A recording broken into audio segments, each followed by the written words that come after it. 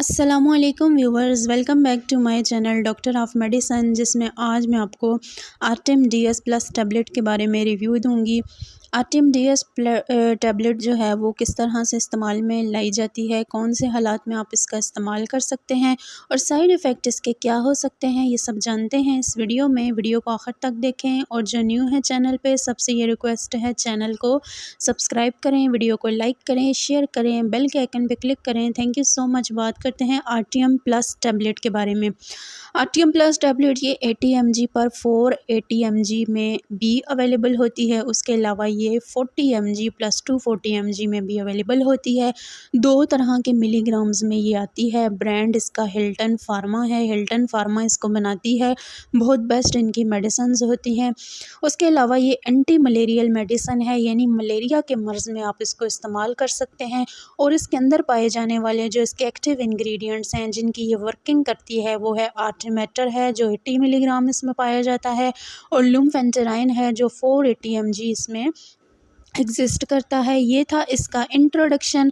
अब हम बात करते हैं इस टैबलेट की वर्किंग के बारे में और यूजेस के बारे में।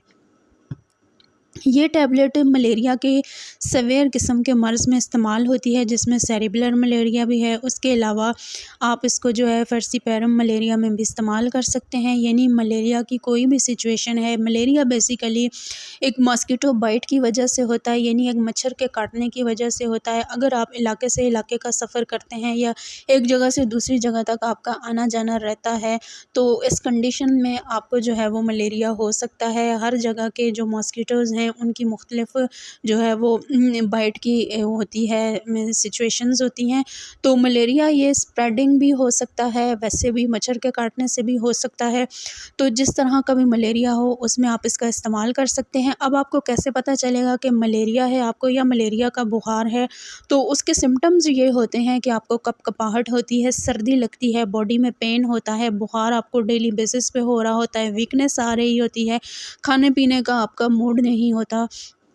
इस तरह की सिचुएशंस जो है वो मलेरिया के बुखार में शो होती हैं। उसके अलावा ज़रूरी नहीं है कि ये सिचुएशंस मलेरिया के बुखार में ही शो हों, उसके अलावा भी टाइफाइड में भी सेम ऐसे होता है। लेकिन मलेरिया बुखार की तस्दीक के लिए लाजमन मलेरिया का टेस्ट करवाएं, उसके बाद इस टैबलेट का इस्तेमाल करें।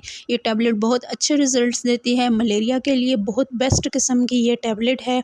आप इसको जो है वो डेली 2 दफ़ा इस्तेमाल कर सकते हैं। 15 साल से ऊपर तक के लोगों के लिए 2 दफ़ा आपने जो है वो इसका इस्तेमाल करना है। अगर आपने मॉर्निंग में ली है तो सेकंड डोज़ आपने इवनिंग में लेनी है खाना खाने के बाद।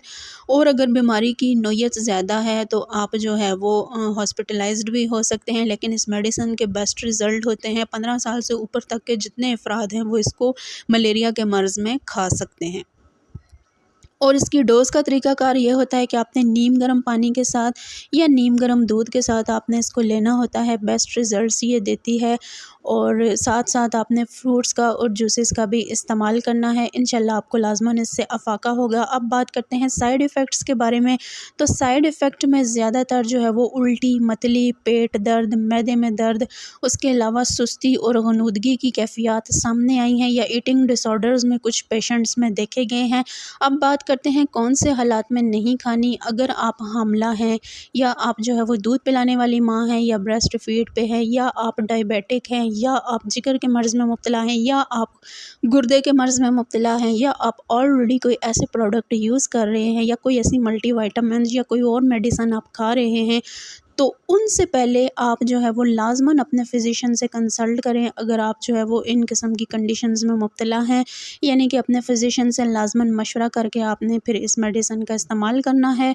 और हमारी इन्फॉर्मेशन पसंद आई हो तो चैनल को सब्सक्राइब करें। बहुत शुक्रिया।